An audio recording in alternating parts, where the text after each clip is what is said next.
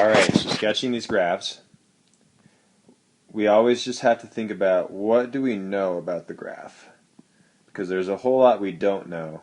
But if we look, we can see certain things like x can never be 0, so at 0 we are going to have a nice vertical asymptote.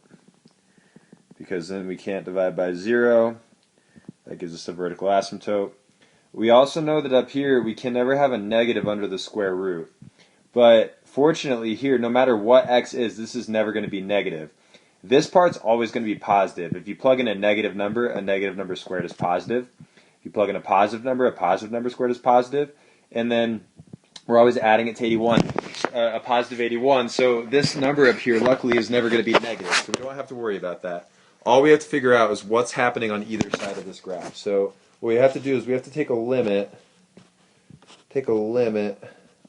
as x approaches infinity, and a limit as x approaches negative infinity.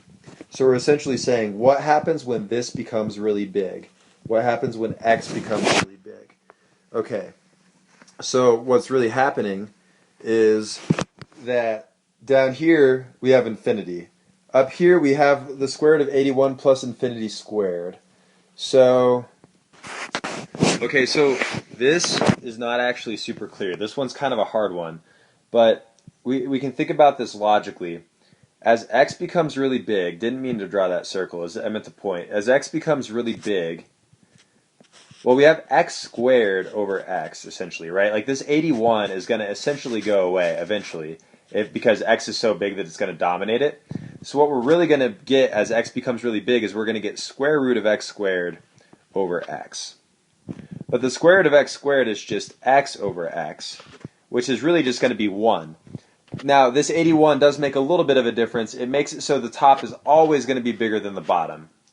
But what we have is we have a horizontal asymptote at 1. So then what's happening is, as x becomes smaller and smaller and smaller, and we're dividing the square root of essentially 81 by a small number, it's going to shoot up to infinity. But then what's happening as x becomes really, really big is that the top is becoming really, really close to the bottom. It's getting to the point where they're almost the same, which would mean we are approaching 1. So then we are approaching our horizontal asymptote at 1. All right, and then on the other side, well, it's going to be the same situation, except we're going to have a negative x, right? We're plugging in negative numbers. So what's happening is we're going down to negative infinity, and then we're shooting up to positive 1. All right, these limits are really good for us to do. There's more rigorous ways of doing it in calculus, but for now, it's good for us to just use logic to see this thing, that they're basically what we're doing is we're doing square root of x squared over x, which is x over x, which is basically 1. But it's always going to be a little bit bigger than that because we have 81 plus x squared. The reason that I took the 81 out is because as x becomes really big, it dominates the 81. But that's still going to cause us to have this asymptote right here, where it's just approaching 1, but never quite reaching it. All right, I decided to do these two in separate videos because I really want to make sure I get into each of them, and I want you to be able to go back and forth between the two if you want. So this algebraic expression from the last problem is represented right here by this composition of a trig and an inverse trig function. So we have to think about what's happening as x becomes really big and as x becomes really close to 0. So remember, this is the opposite over the adjacent side. So let's draw our triangle again. Okay, so opposite is 9, and adjacent is x. All right, so what's happening is x is becoming really big as we go this way, right? X is becoming a huge input. So what's happening as x becomes really big and the opposite side staying the same, we have this situation. Okay.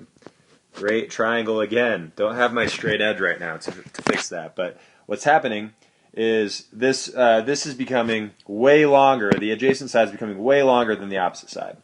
So then remember what secant is. Secant represents hypotenuse over adjacent. Well, what's happening?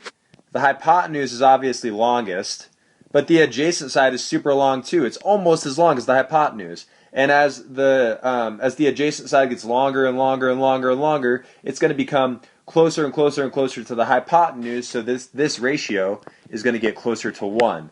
Oh, and that's what's happening right here. We have our horizontal asymptote at 1. All right, let's think about what happens as we go to 0.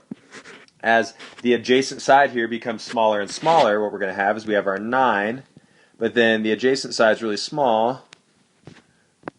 All right. So then now when we take secant, which is again the hypotenuse over the adjacent, well, the hypotenuse is way bigger than the adjacent. It's a big number over a pretty tiny number, right? So what happens is we shoot off to infinity then. The value of secant is going to shoot off to infinity.